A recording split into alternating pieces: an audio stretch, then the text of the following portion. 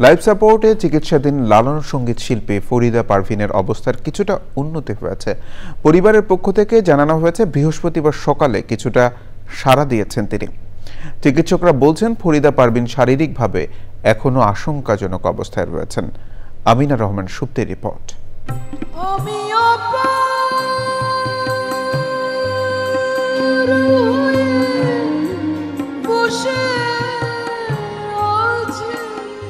বাংলা গানে যারা অমরত্ব ছুঁয়েছেন তাদের একজন ফরিদা পারভিন।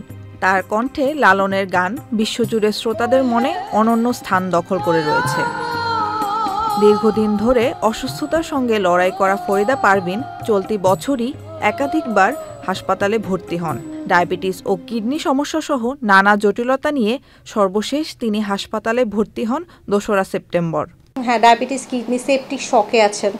সেপটিক শক আমরা বলি যখন ব্লাড প্রেশার থাকে না, সেটাকে আমরা সেপটিক শকে বলি। এবং আমরা রিসেন্টলি একটা ট্রোপোনিন রিপোর্ট করেছি, ওটাতে দেখাচ্ছে রিসেন্ট একটা হার্ট অ্যাটাকও হয়েছে।